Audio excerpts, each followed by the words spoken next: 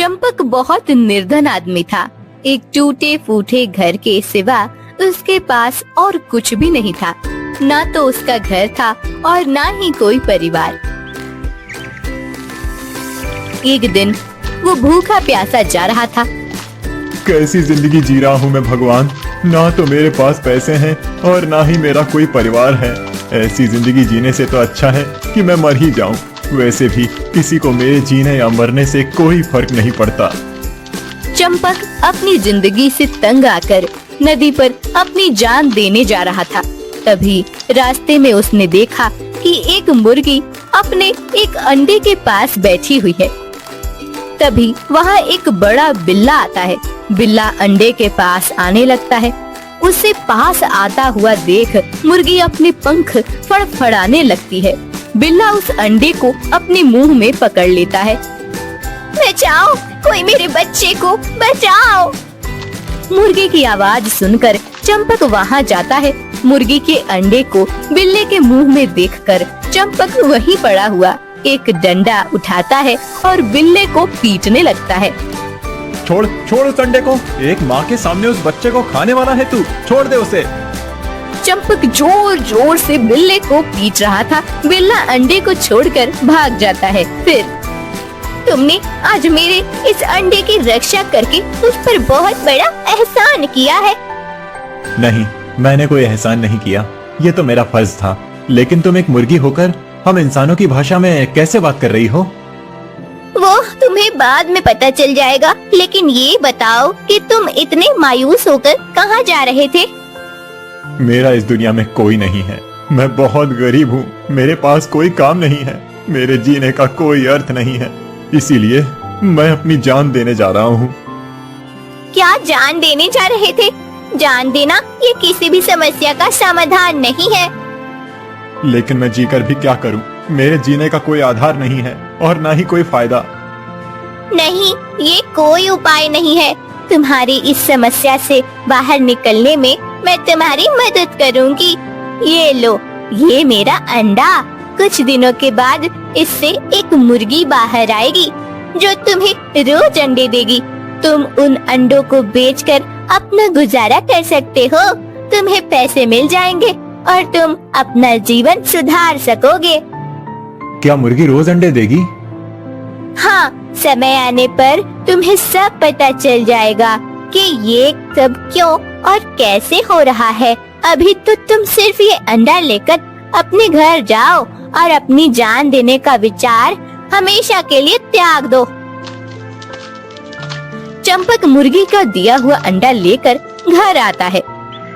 कुछ दिनों के बाद उस अंडे से एक बड़ी मुर्गी बाहर आती है जो आते ही कुछ अंडे डालती है। अरे, ये तो चमत्कार हो गया। इस अंडे में से तो इतनी मुर्गी बाहर आई हैं और उसने आते ही इतने अंडे डाल दिए। मुझे तो लगता है कि ये मुर्गियाँ कुछ चमत्कारी हैं। चलो, अब इन अंडों को बेच कर आता हूँ। चंपक अंडे बेचने चला जाता है। दिन बीतते जाते हैं। चंपक अब रोज अंडे बेचने जाता था और उसे अच्छे पैसे भी मिलते थे। एक दिन, अरे चंपक, तुमने कितनी मुर्गियाँ पाली हैं? रोज अंडे बेचने जाते हो। राव जी, मैंने तो एक ही मुर्गी पाली है। मेरे पास ज्यादा मुर्गियाँ रखने की जगह कहाँ है? क्या? सिर्फ एक मुर्गी? एक मुर्गी इतने अंडे देती है रोज? कमाल है। हाँ, मेरी मुर्गी कमाल की तो है। कुछ दिनों के बाद उस राज्य के महाराज की पत्नी बहुत बीमार हो जाती है। उनकी कमजोरी किसी भी औषधि से कम नहीं हो रही थी। तब महाराज, महारानी इतने दिनों से बीमार हैं, उनकी कमजोरी ठीक होने का नाम ही नहीं ले रही। अगर ऐसा ही चलता रहा तो महारानी का स्वास्थ्य और बिगड़ सकता है। मैं तो उसी के बारे में विचार कर रहा हूँ महामंत्री जी, परंतु समझ नहीं आ रहा कि ऐसा क्या उपाय करें कि महारानी की कमजोरी कम हो जाए। वैद्य जी की सभी औषधि देकर देख ली, कई प्रकार के सूखे मेवे और फलों का रस भी महारानी को पिलाया, उत्तम प्रकार का भोजन दिया, गाय का शुद्ध दूध और घी भी खिलाया, परंतु महारानी के शरीर में शक्ति आ ही नहीं रही।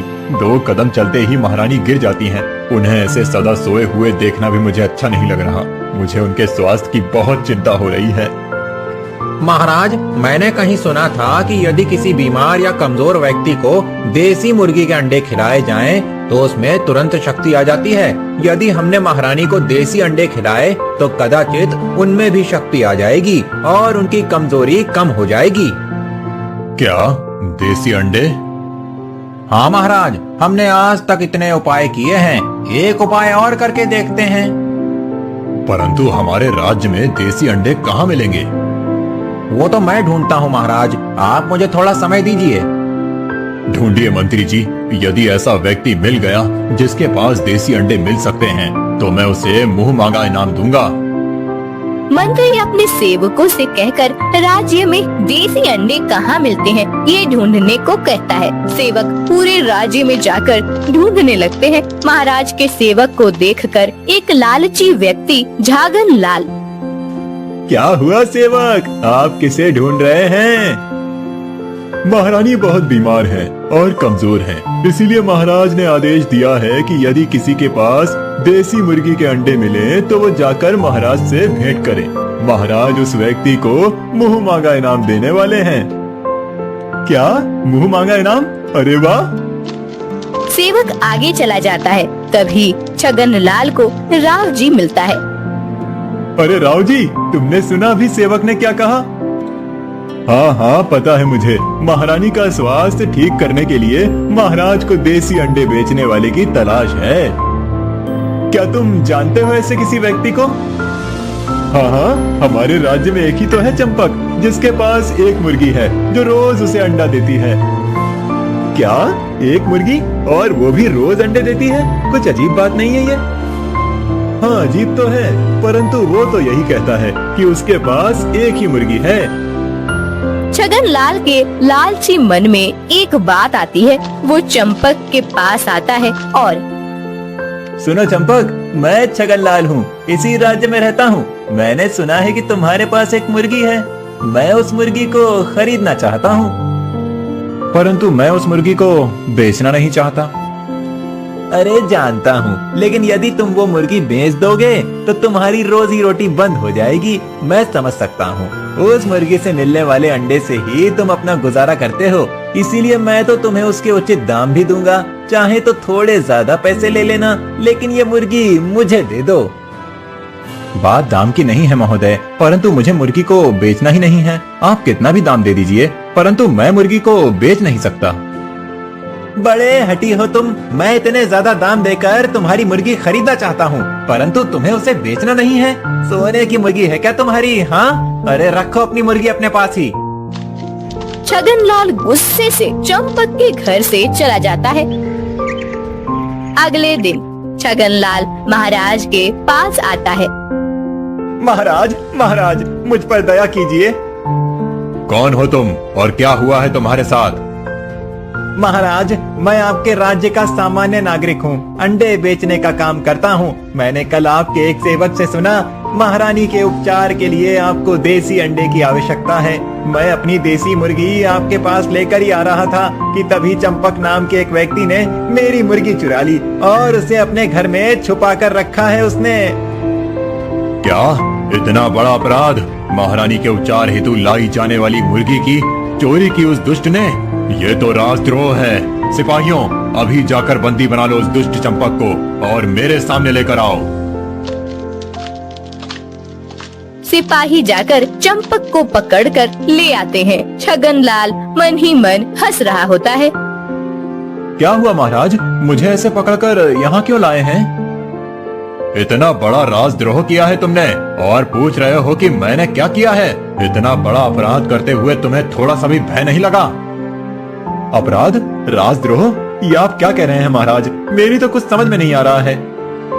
अब इतने भोले मत बनो चंपक। ये छगन लाल जब अपनी मुर्गी राजमहल ला रहा था तब तुमने उसकी मुर्गी चुराई, ये जानते हुए भी कि महारानी को देसी अंडे खाने की आवश्यकता है। यदि उन्हें अंडे नहीं खिलाए गए तो उनका स्वास्थ्य और खराब हो जाएगा। नहीं महाराज, वो मुर्गी मेरी है और सच में मुझे महारानी के स्वास्थ्य के बारे में कुछ भी नहीं पता था। अगर मुझे पहले पता होता तो मैं खुद यहाँ रोज आकर अंडे दे जाता। मेरी मुर्गी तो बहुत सारे अंडे देती है। ये छगन लाल झूठ बोल रहा है। महाराज, इसके पास कोई मुर्गी नहीं है, उल्टा ये मेरी मुर्गी मुझसे खरीदने के लिए मेरे घर आया था। नहीं महाराज।